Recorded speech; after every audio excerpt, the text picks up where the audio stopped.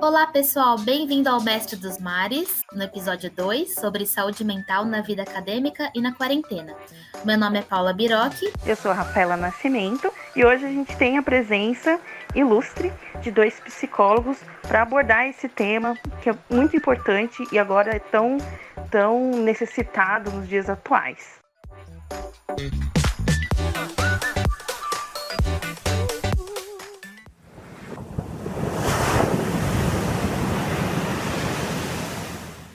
Então, eu gostaria de chamar a Tatiane para se apresentar.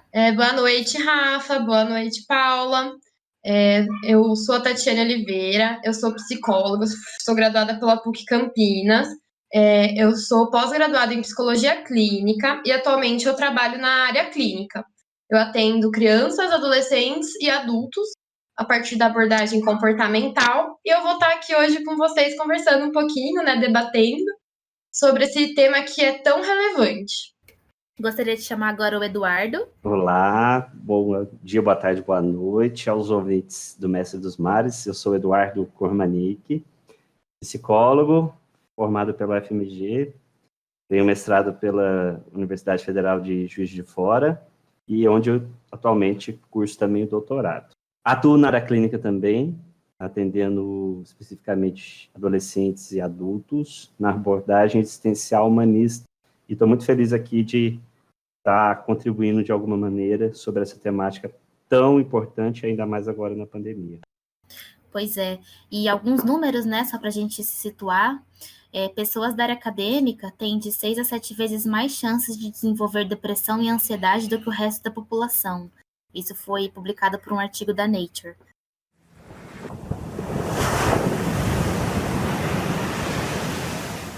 Bom, pessoal, agora a gente vai falar um pouco sobre a saúde mental na vida acadêmica e a gente vai fazer algumas perguntas, nós vamos tentar respondê-las e os nossos convidados, os dois psicólogos, vão então dar o seu ponto de vista. Então, como lidar com a autocobrança? Bom, eu acho que a autocobrança, eu considero que é uma parte fundamental e está sempre com a gente quando a gente entra para a área acadêmica, Porque eu acho que mais na pós-graduação. Um exemplo disso é que eu sempre fiquei muito confortável quando as pessoas me davam coisas para fazer e eu só executava. Então, a autocobrança que eu tive que ter, eu mesma me cobrar, ter as minhas próprias metas quando eu entrei na pós-graduação, me virou do avesso. Porque eu trabalhava antes, eu comentei no nosso primeiro podcast, eu trabalhava e aí eu resolvi entrar na pós-graduação porque eu sempre quis, continuar a área acadêmica e eu estava muito acostumada a já ter uma rotina, a saber o que eu tinha que fazer, os bichos que eu tinha que identificar. E aí quando eu entrei na pós-graduação, eu tive que me autocobrar e eu acho que é o exagero que causa, o problema, Porque se a gente não se autocobra, você não vai ter um professor segurando na sua mão e falando o que você tem que fazer a cada passo. Você é dono da sua própria pesquisa, você faz os seus próprios passos. E aí eu tive que dosar muito bem. Eu acho que eu não tive problema com autocobrança. Você teve, Paula, com autocobrança na pós? Então, eu tenho, e tive um pouco, principalmente no início do doutorado, em que eu já sou uma pessoa que geralmente eu me autocobro muito, Assim, eu cobro muito de mim mesma, mas isso só não no trabalho, em todas as áreas da minha vida, assim. Então, eu senti, sim, um problema quanto a isso, Uma ansiedade, assim, em relação a isso. Mas, assim, como eu lido com isso, geralmente eu converso com as outras pessoas, como eu tô me sentindo, com o que eu tô me cobrando, Enfim, eu nunca deixo isso só pra mim, sabe? Apesar de ser uma autocobrança, eu sempre tento abrir isso pra outras pessoas me ajudarem. É assim que eu lido. E queria saber a opinião agora da Tatiane sobre isso. Paula, bem legal o seu depoimento, Da Rafa também. Eu acho que a autocobrança ela é muito necessária mesmo. a partir, né, quando a gente sai do colégio, a gente ingressa na graduação, depois tem a pós-graduação. Em ambas, a gente começa a ter mais responsabilidade, né? Não tem ninguém pegando na mão e falando, olha, faz isso desse jeito para esse dia, né? Não tem ninguém que vai nos orientar, né? Que vai dar segunda chances, né? Podemos até ter alguns professores, né? Que são um pouco mais legais, um pouco mais próximos, mas não é a maioria, né? Então, a autocobrança, ela é sim necessária. Só que existe uma linha, né? Entre o que é saudável e o que não é saudável. Então, a autocobrança saudável é aquela que não gera sofrimento, que a gente se cobra, claro, né? Mas a gente não fica sofrendo por causa disso. A autocobrança patológica, né, quando já deixa de ser saudável, é aquela autocobrança excessiva, né? Excessos são ruins. Então, pouca autocobrança é ruim, mas muita autocobrança também é. E muita autocobrança vai fazer o quê? Vai gerar alguns sintomas, né? Pode gerar ansiedade, em alguns casos, né, depressão. Na clínica, eu vejo muitos casos, né, de pessoas que estão na graduação e até na pós-graduação que adoeceram e que chegam para mim doentes, com muita ansiedade, né, principalmente ansiedade.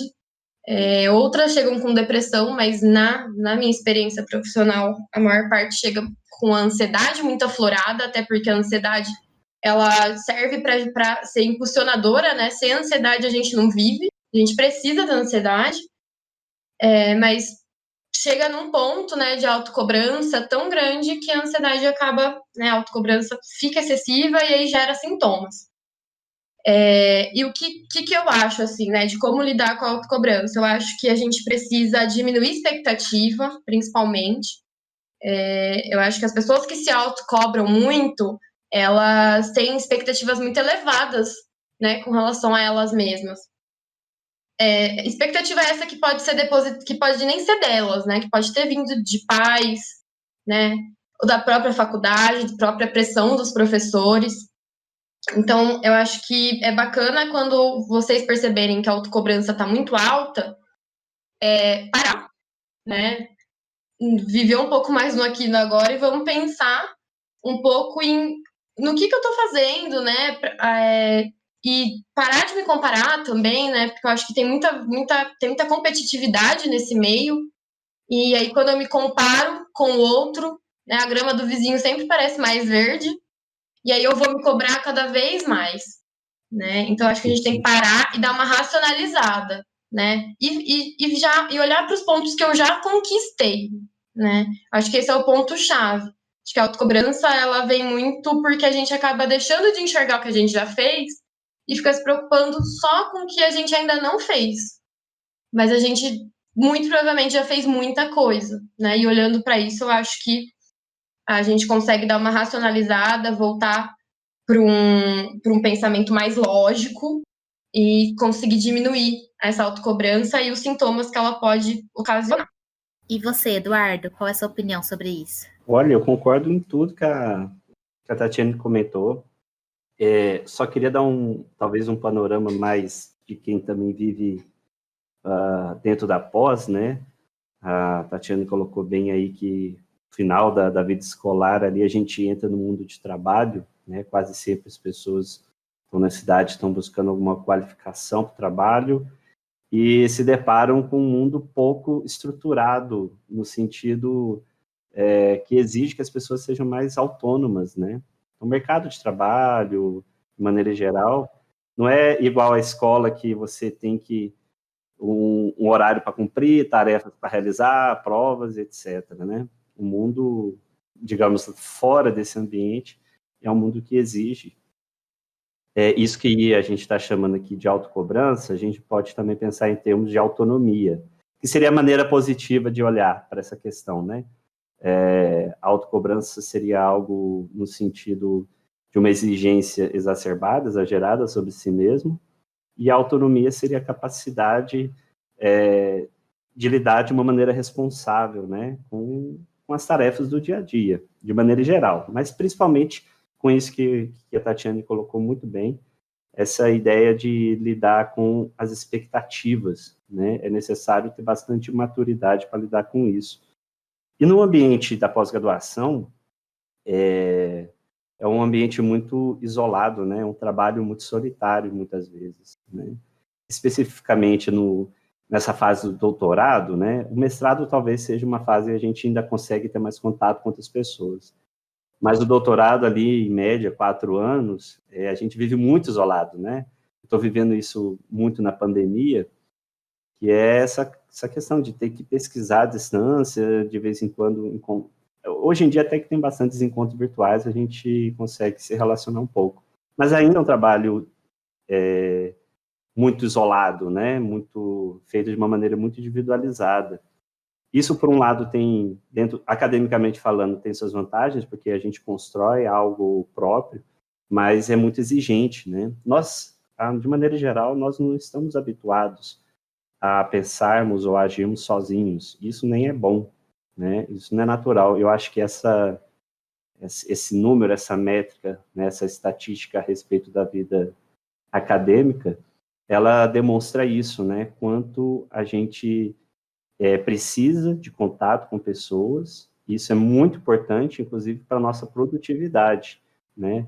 E a Tatiane colocou muito bem, né? No meio acadêmico há uma concorrência muito grande, né? Aquela ideia de qual que é o tamanho do seu Lattes, quantos artigos publicou, onde você esteve, com quem estudou, etc. E essa competitividade, a gente internaliza ela, né? Eu brinco com a minha esposa aqui, que também é da área acadêmica, né, o doutorado é uma coisa que fica batendo nas cabeças a todo momento. Eu levanto pensando nele, durmo pensando nele, vou passear, vou tentar distrair, estou pensando nele. A gente nunca descansa, né? Minha esposa gosta de dizer isso, e é uma pura verdade, né? A gente nunca está realmente descansado, relaxado, porque é uma coisa que a gente se cobra, né? E eu falo de experiência própria, ao mesmo tempo que a gente tem que encontrar essas saídas, né? Tatiane colocou muito bem aí, a ideia da gente não se cobrar tanto. E eu colocaria uma outra dica que eu acho que é importante, é pensar que o doutorado, a pós-graduação, são apenas etapas, né? A gente se preocupa demais, às vezes, uma qualidade do trabalho, que a gente gostaria de fazer algo muito grandioso, e a gente esquece que, no final das contas, essa é só uma etapa diante de uma vida inteira, né, a ser percorrida ainda. Então, quanto menos a gente hipervalorizar, talvez, o nosso trabalho e entender que essa é só uma etapa que a gente precisa cumprir, eu acho que isso facilita bastante nesses momentos. Nossa, incrível a colocação de vocês, muito bom. E vamos para a nossa segunda pergunta.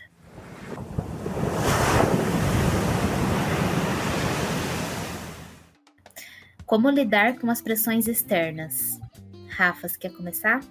Eu posso até começar, mas eu só queria só fazer um último gancho, que a Tati, você falou primeiro, que você procura conversar sempre, e agora o Eduardo falou sobre o isolamento, né, que é uma tendência em quem segue a área acadêmica.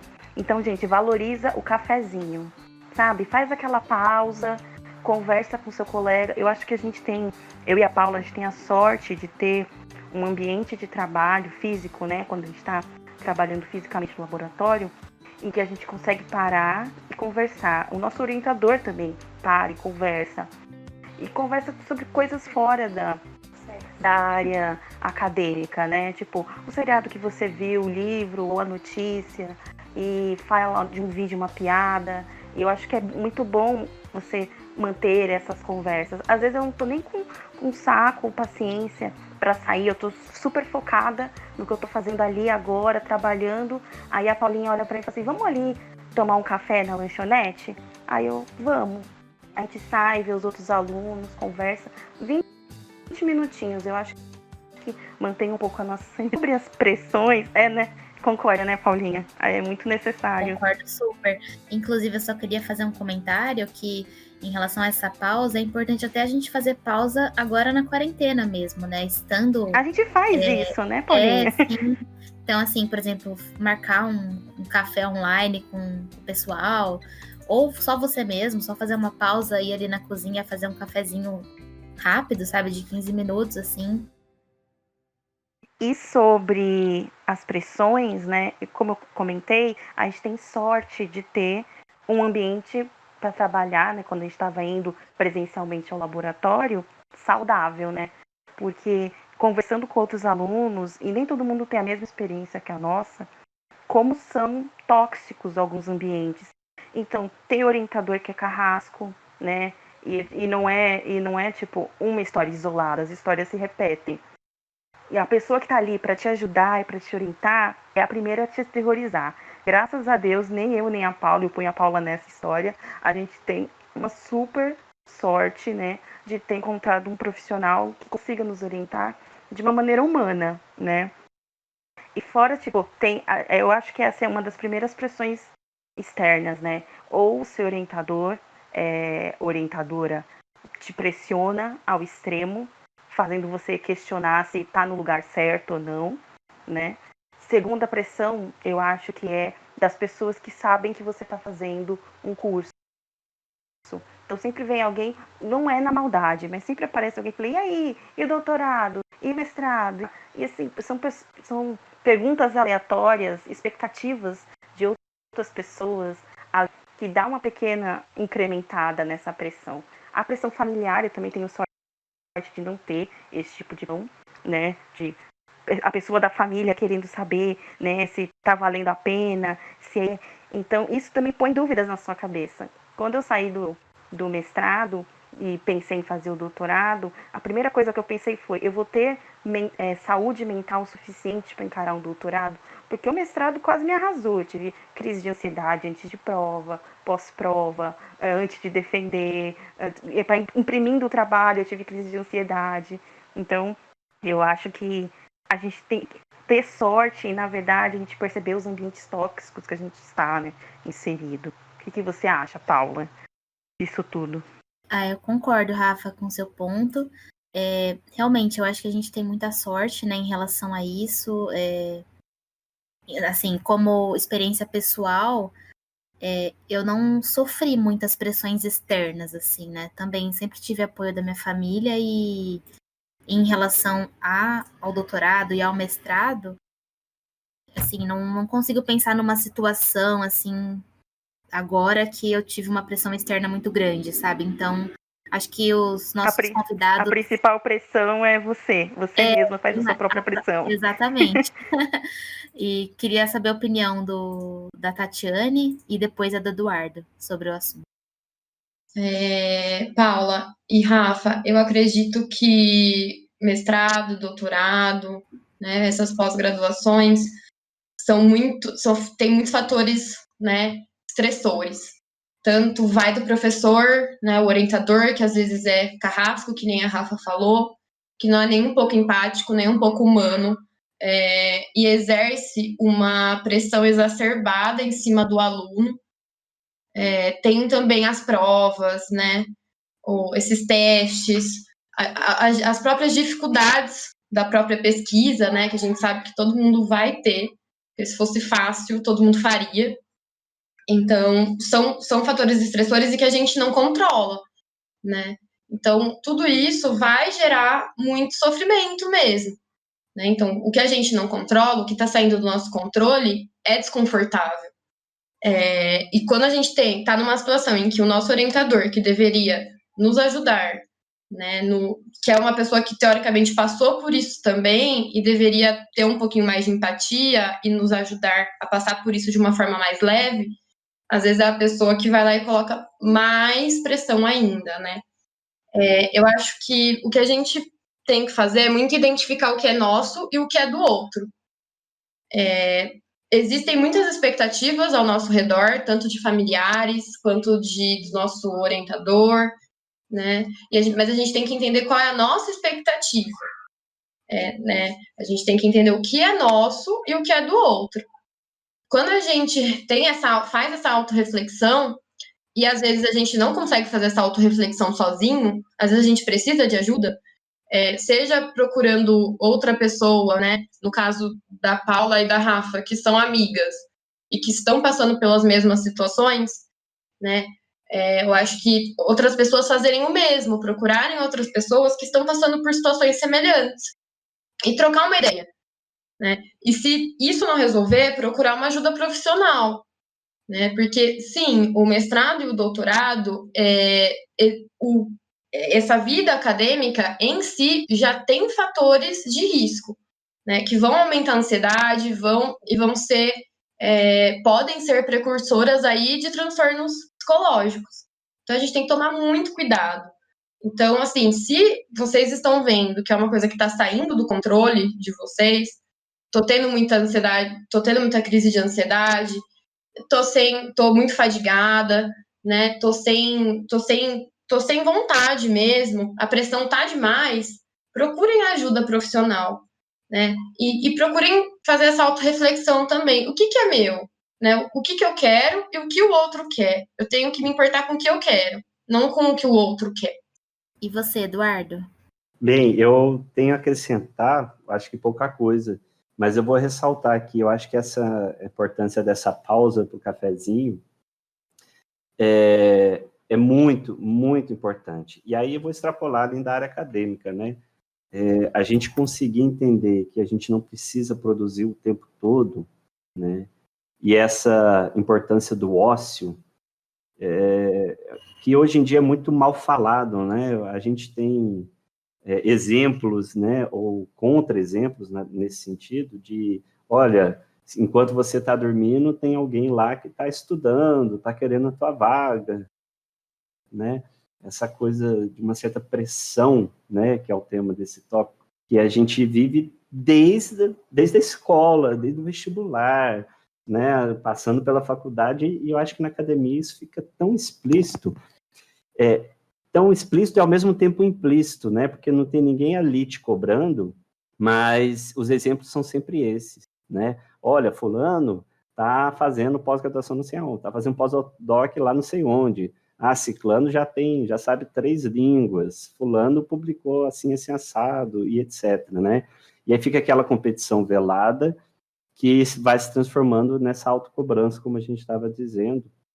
E eu acho que então, voltando sobre a pausa, eu acho que é importante a gente entender, para a nossa vida, é uma escolha, né? A gente pode escolher entre ser o melhor naquilo que a gente faz e dedicar uma vida inteira àquilo, ou a gente pode querer, de fato, entender que a gente não vai conseguir tudo que a gente deseja, mas a gente vai conseguir conquistar muitas coisas e com qualidade, né? Eu acho que essa decisão, ela precisa ser bem pensada e bem colocada, e eu diria até de uma maneira mais consciente, né? No meio acadêmico, a gente tem exemplos ótimos de seguir e exemplos péssimos para seguir, né? Pessoas que não têm família ou têm dificuldade de relacionamento, só pensam em trabalho, que vivem totalmente dedicado ao trabalho, pessoas que querem produzir o tempo todo. Eu acho que se eu tenho na área da psicologia, eu imagino que na área da oceanografia isso não é diferente, né? Pessoas que, é o tal do workaholic, né? Pessoas que vivem para o trabalho, né? De uma maneira tão exagerada que não tem tempo para si, ou para a própria família, ou nem mesmo tempo para constituir família. E sobre pressões externas, eu tendo a pensar que é uma sorte grande não encontrar um orientador ou uma orientadora, né? Que seja um desorientador. Eu gosto também dessa fala da minha esposa sobre isso.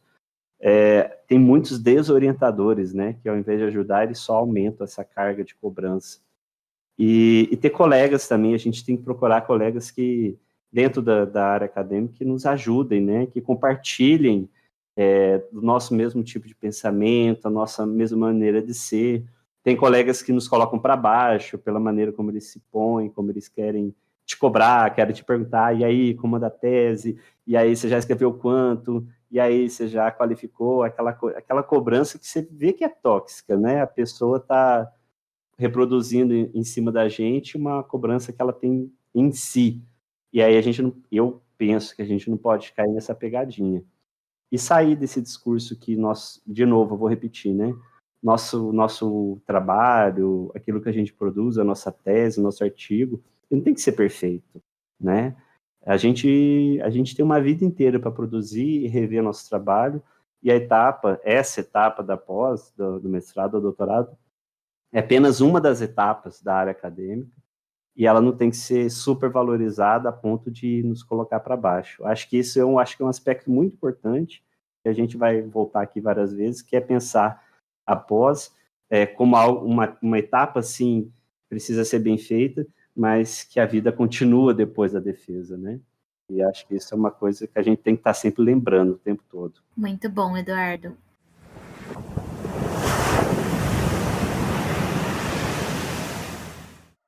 Bom, e como lidar com as frustrações, Rafa? Olha, eu acho que trabalhando com oceanografia física, né, com programação, com essas coisas, a vida é uma frustração, né?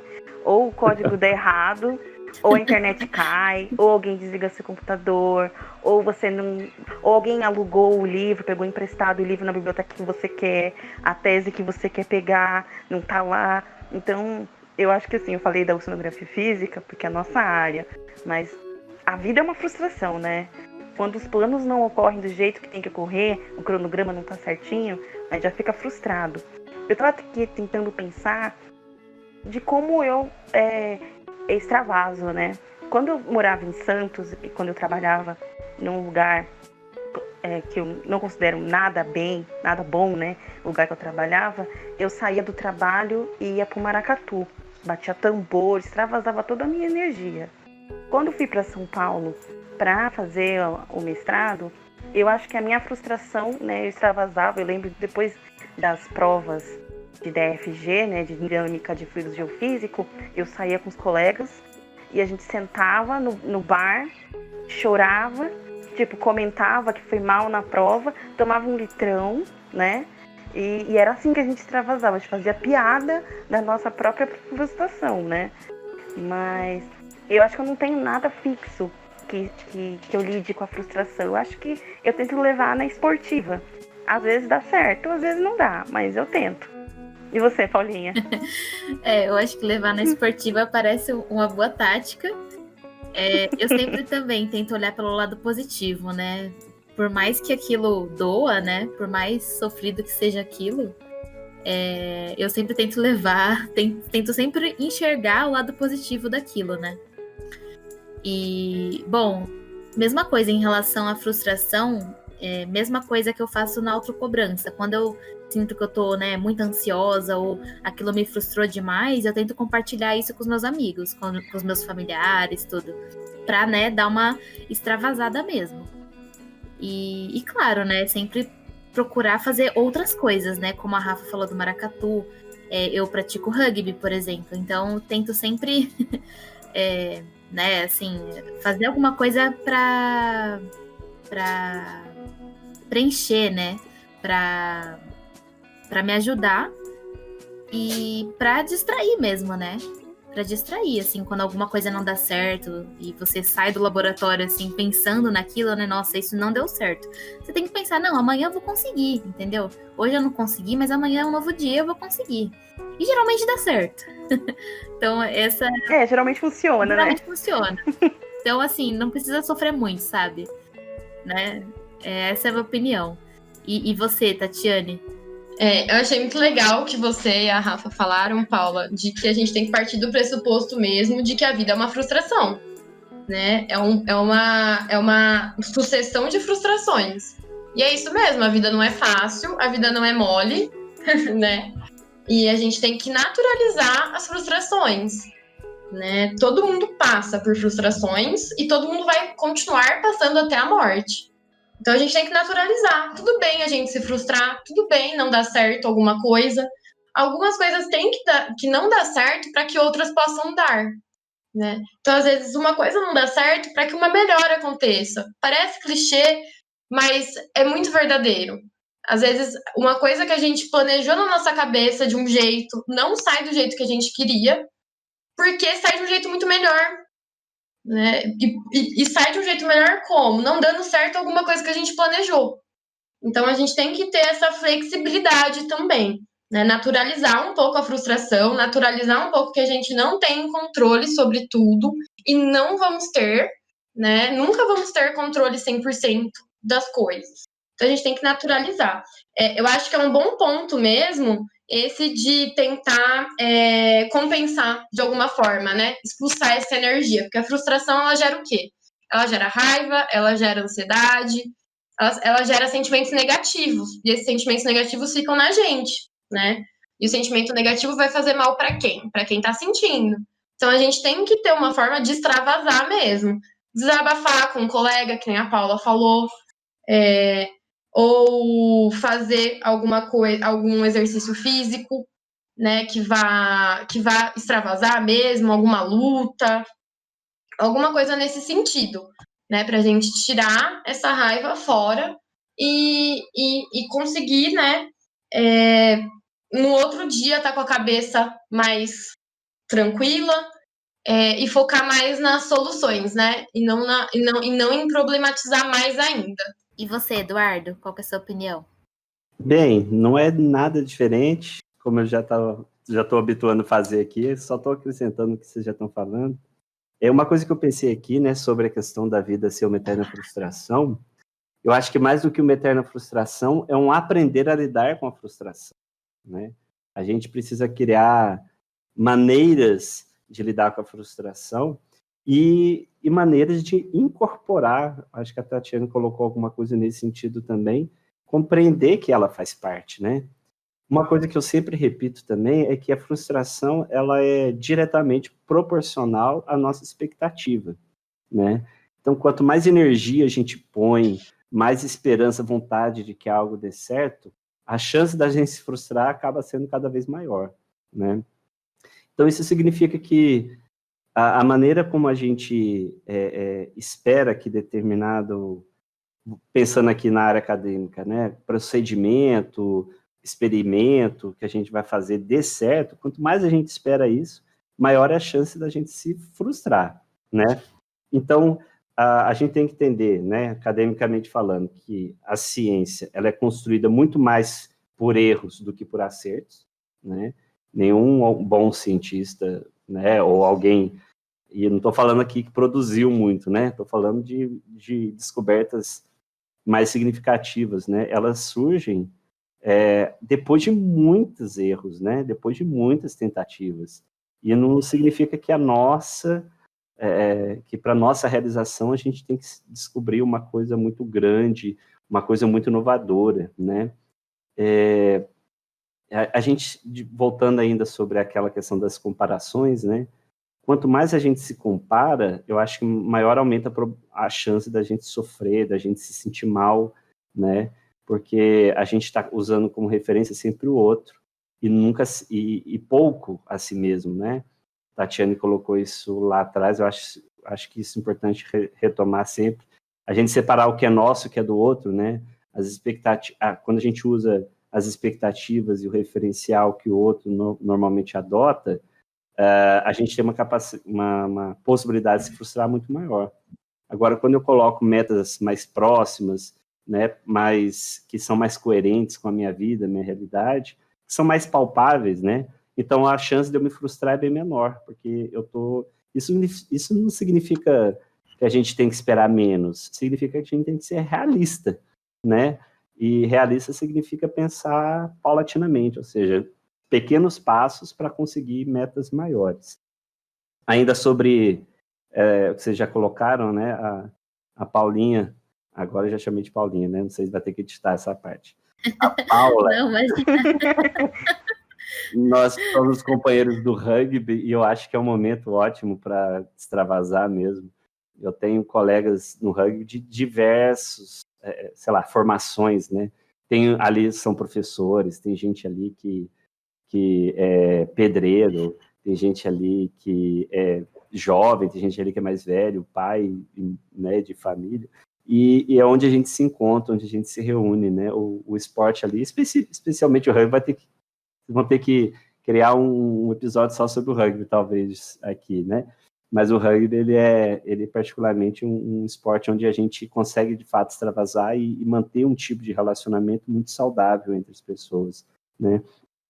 é muito perigoso que nesse momento as pessoas buscam outros tipos de válvulas de escape, né? A Rafaela comentou a respeito da, né, a bebida, ela, né, pode ser, sim, um momento para a gente relaxar, não tem nenhum mal disso, não quero fazer nenhum comentário moralista, mas é óbvio, né, que ela pode ser exagerada para algumas pessoas. Então, acho que quanto mais a gente conseguir desfocar e, como a gente já falou lá da hora do cafezinho, e criar outros momentos onde a gente se relacione com pessoas, crie hobbies, né, igual a Rafaela falou da música, passeios onde a gente possa literalmente passear e não estar trabalhando e pensando, contato com familiares, etc. Tudo isso acho que só ajuda mais, não apenas no trabalho acadêmico, mas naquilo que é mais importante, né? Que é a nossa qualidade de vida. Sim, nossa, muito legal. Eu queria fazer um gancho aqui, então, né? Você falou do rugby, a Rafa falou do maracatu e tudo mais. E queria saber de vocês, né? A gente poderia falar aqui um pouco das dicas, né? De como cuidar da nossa saúde mental, né? Então, a princípio, eu penso em alguns aplicativos, por exemplo, que eu mesma já usei de meditação, por exemplo. Então, tem o Medite-se, que é do Tadashi Moto, se não me engano.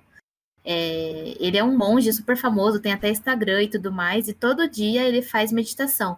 6 horas da manhã, que eu nunca acompanho, e às 8 da noite. E às 8 da noite, né? E queria que vocês falassem. E sim, outra dica é o plantão psicológico, que vai até o dia 18 de dezembro. Inclusive o Eduardo é um dos criadores, né, Eduardo? Me corrija se eu estiver falando errado. Não, eu sou coordenador e supervisor do plantão aqui na Unifenas, mas ele está aberto aí até o dia 18 de dezembro a toda a comunidade acadêmica, não só acadêmica, enfim, a todas as pessoas que quiserem, online e presencialmente, aqui em Varginha, né, sul de Minas, ou online também. Legal. Depois eu mando o link aí para colocar no post. Sim, isso aí, vamos pegar o link e colocar aqui no podcast. E queria saber de vocês, Rafa, você tem alguma outra dica? Quer complementar? Olha, não sei se é dica, mas eu quero dividir com vocês que durante essa quarentena, principalmente, né, eu voltei a um antigo hobby que eu tinha, que eram jogos de tabuleiro. Que eu tinha perdido esse hábito de sentar com a minha irmã, com as minhas amigas, que agora a gente joga online, né?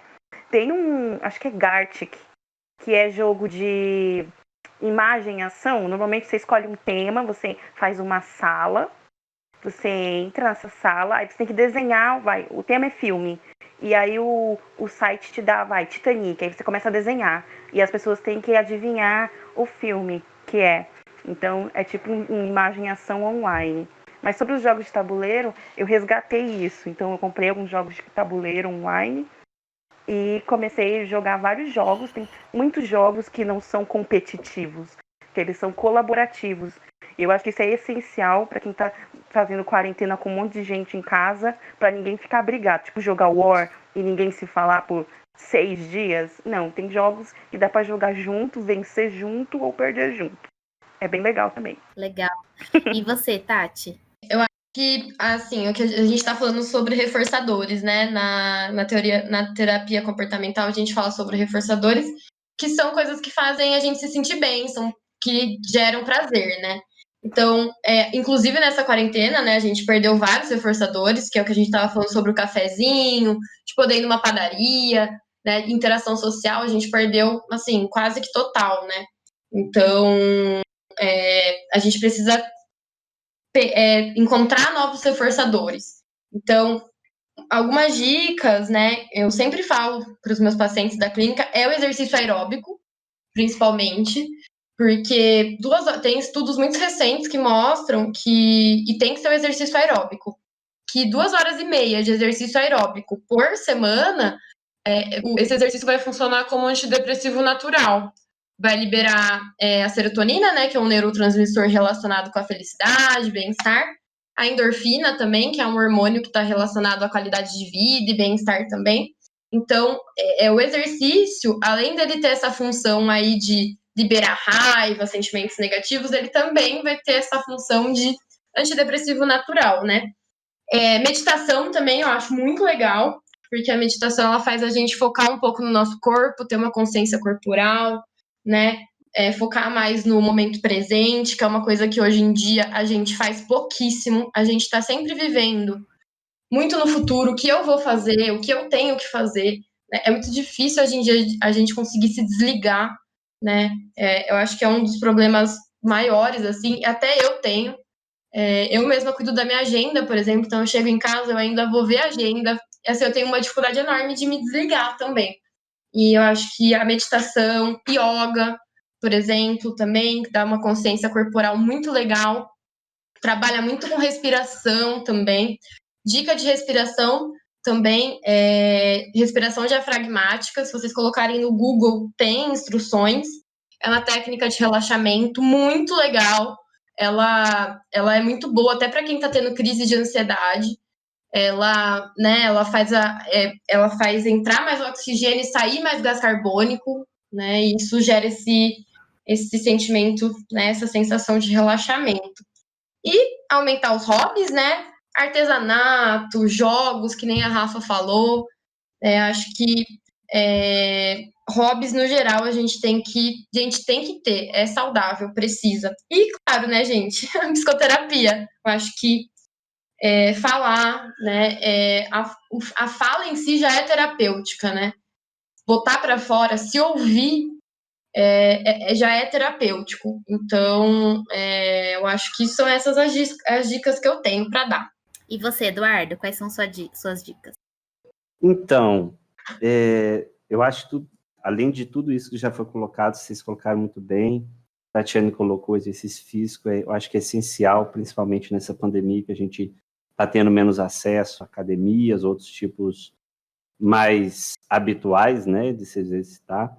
Então, eu mesmo, aí falo de mim, né, demorei um pouco, acho que 1 mês e pouco a voltar a fazer exercício físico em casa, mas comecei a estabelecer uma rotina também, e eu acho isso essencial mesmo, né, apesar que o corpo está dolorido, mas a cabeça está tranquila, né.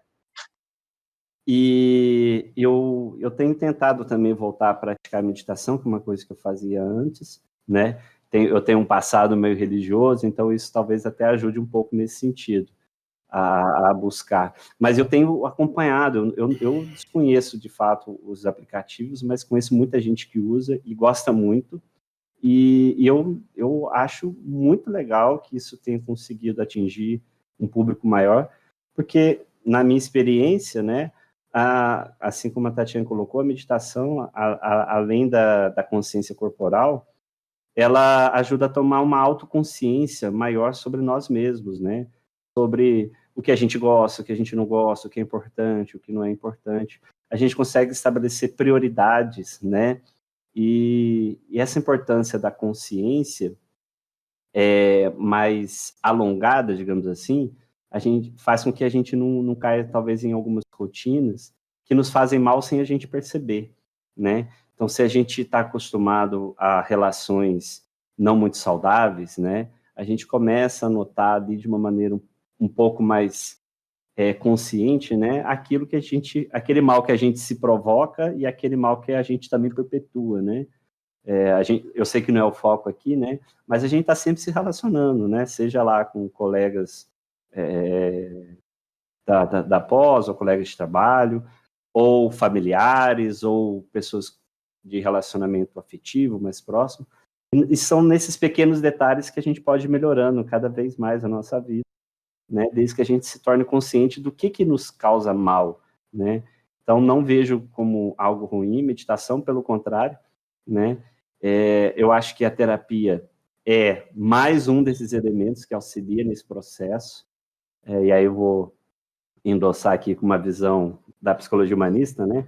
A gente está sempre buscando o nosso autoconhecimento e nossa autonomia, como uma espécie de um desenvolvimento organísmico da nossa subjetividade, ou seja, é uma meta da nossa vida, que a gente se torne cada vez mais autônomo e mais autoconsciente de si mesmo.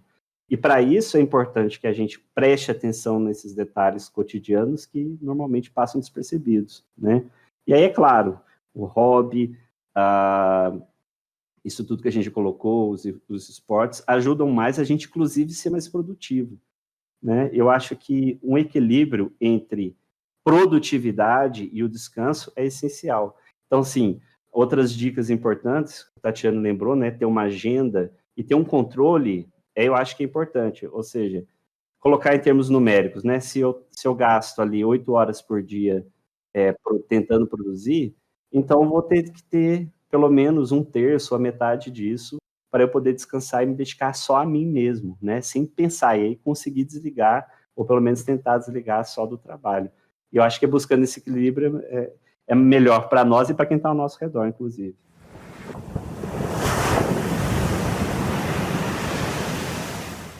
Bom, pessoal, dando continuidade ao nosso podcast, então, quais são as dicas para cuidar da saúde mental nesse momento da quarentena? Eduardo, pode começar. Bem, sobre a pandemia, a quarentena em si, acho que é importante a gente ressaltar uma coisa que muito se falou de que a pandemia poderia criar situações diferentes, né? Tinha um receio muito grande de que a pandemia pudesse gerar muita ansiedade nas pessoas e criar situações mais graves. E o que se verificou, na verdade, não foi um aumento apenas nos casos, mas foi, na verdade, o agravamento de situações já pré-existentes, né? Então, quem já tinha uma predisposição para ansiedade, quem já tinha uma predisposição ou para depressão ou para outros quadros clínicos, psicopatológicos, se verificou que para algumas pessoas isso intensificou muito, né? Mas eu, pelo menos na minha experiência clínica e algumas pesquisas que eu tenho acompanhado, não houve um aumento significativo a ponto de dizer que a pandemia causou, né, algumas novas doenças, algumas novas situações. É claro, né, que esse ambiente todo de pandemia gera muita insegurança em nós, né? Primeiro que era uma doença até no início da pandemia, né? Vamos falar de março, agora a gente está gravando aqui em novembro, mas lá em março a gente não sabia nem sequer como que era transmitida, né, a Covid-19. E então isso ia abrir espaço para muita especulação, né? E aí, em especial, essa manipulação politizada, ideológica que está havendo, né, que teve desde o início da pandemia, aqui no Brasil em especial, isso criou diversas opiniões, não apenas opiniões diferentes, que já existiam, mas isso, infelizmente, acabou migrando para o campo da ciência, né? Então, metodologias científicas foram questionadas, né? Pessoas questionando o uso da vacina como uma medida de saúde pública, que já era adotada há tanto tempo atrás. Eu lembro o pessoal brincando, né, que como eu sempre via a história e não entendia por que houve uma revolta da vacina, né? E agora a gente está começando a entender como que foi a revolta da vacina quase 100 anos atrás. É claro que são situações bem diferentes, que naquela época as pessoas não tinham instrução, mas agora com essa onda de fake news e a divulgação de diversas desinformações, isso tem prejudicado muito, né? Não só o aspecto da saúde mental, mas a qualidade de vida das pessoas. Então, eu não vou aqui reforçar dados para cuidar da saúde mental apenas, mas a gente tem que cuidar da saúde de maneira geral, né? Eu acho que evitar o uso excessivo de redes sociais, que obviamente se intensificou muito nesse momento da pandemia, então evitar o uso excessivo acho que é muito importante, né? Buscar fontes de informações mais fidedignas também, é essencial para que a gente não acabe criando que a gente chama, né, fatores ansiogênicos, né, que criam ansiedade de uma maneira exagerada, né? Vamos buscar as fontes. Eu sempre recebo, né, de familiares, de colegas, aquelas informações muito esdrúxulas, e a primeira coisa que eu faço para tentar ajudá-los, você já procurou a fonte? Vamos pesquisar isso aqui, vou lá, busco, devolvo, né? Isso cria um sentimento de uma maior segurança, né? É claro que insegurança sempre haverão, né? Mas especialmente nesse momento da pandemia, eu acho que é muito importante a gente ter uma segurança nas instituições, né? no nosso sistema público de saúde no Brasil, que tem diversos problemas, mas ainda é um sistema muito robusto, né, muito fiel, que a gente pode se apoiar muito nele. E aí, pensar sempre nisso, né, que a gente já citou anteriormente, né, momentos de lazer, momentos que a gente pode criar dentro da nossa rotina, né. Eu que tenho um filho pequeno em casa, desde o início da pandemia, a gente precisou criar uma nova rotina, momentos que a gente ficasse mais junto, momento que eu trabalhasse, que meu filho precisou entender que não poderia estar ali junto comigo, mas em momentos que eu largava o meu trabalho, ficar com ele, brincadeiras, né, eu tenho uma felicidade de morar numa casa e ter uma rua sem saída, que é um privilégio enorme, né, mesmo numa cidade pequena igual a Varginha, que é onde eu resido, que ainda assim é um lugar muito, né, muito privilegiado para brincadeiras. Então, acho que esse equilíbrio é super importante para a gente viver bem a pandemia e, de novo, reforçar, vamos fugir das redes sociais um pouco e focar na nossa qualidade de vida pessoal também. Muito bacana. E, Tatiane, você quer complementar? Eu acho que a pandemia, ela é novidade, né? Por mais que já tenha tido outras, mas eu acho que as gerações vivas nunca presenciaram, né? Nunca vivenciaram uma pandemia, então ela causa muito medo. As pessoas elas estão com muito medo, né? Porque o inimigo é um inimigo invisível, que é o vírus, né? E muitas pessoas, eu vejo muitas pessoas que têm excessos, né? Tem as pessoas que estão muito preocupadas e as pessoas que não estão nem um pouco preocupadas, né?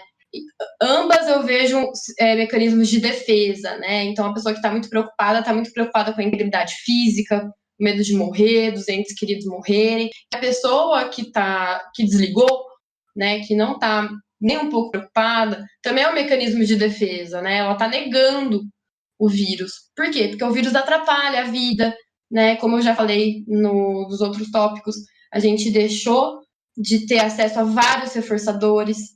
E a nossa vida, né? Se a gente não tem reforçadores, se a gente perde reforçadores, isso leva à depressão mesmo. Né? Então, é natural, eu acho, as pessoas negarem como um mecanismo de defesa, mas vejo um problema nisso também.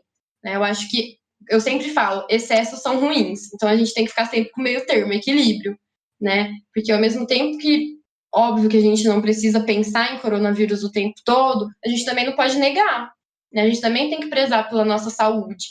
Então, assim, o vírus está aqui ainda, né, gente? Eu acho que a gente a gente se prende muito em expectativas já quando tudo passar, né? Eu também quero que tudo passe, eu também me pego um pouco nisso, às vezes, mas eu acho que é interessante a gente não se apegar tanto a isso, porque vai demorar, né? A vacina tem um processo aí para ser aprovada, e mesmo depois de ser aprovada, a gente não pode esquecer que não vai ser todo mundo imunizado ao mesmo tempo, né? Muito provavelmente vão ter classes, né?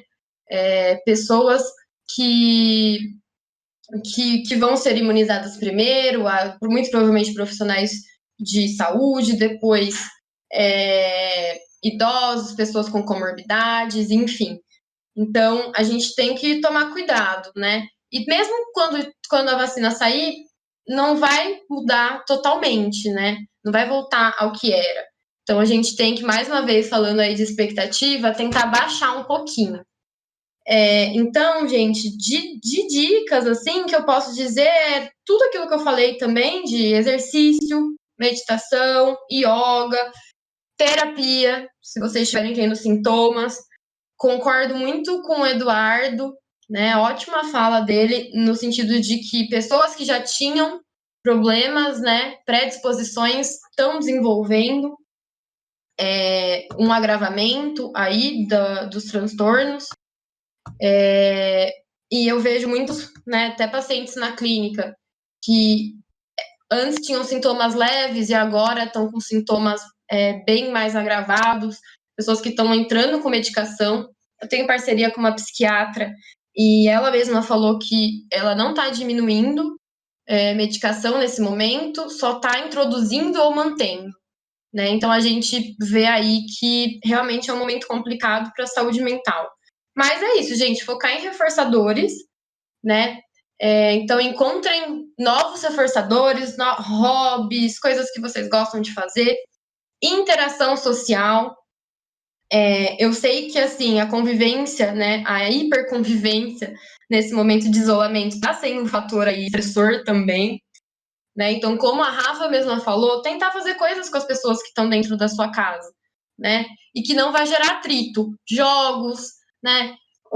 Ver, por exemplo, coisas na TV que todo mundo gosta. Eu acho que isso vai fortalecer, né? Vai fortalecer o vinho separado do lugar que você dorme, de preferência, né? Que você relaxa.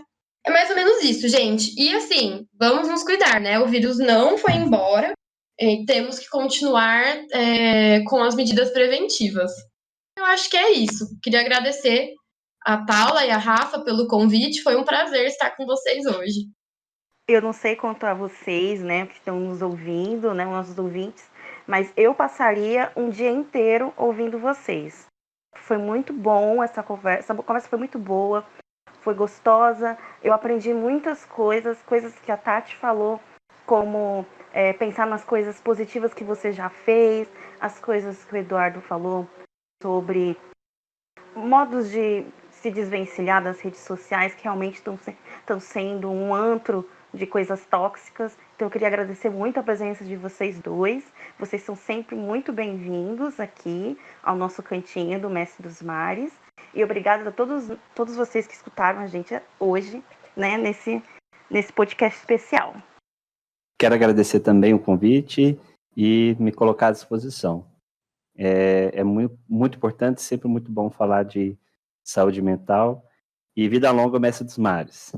Eu também estou à disposição, gente. Quem tiver alguma dúvida sobre saúde mental, estamos aí. Muito obrigada, pessoal. E é isso aí, até a próxima.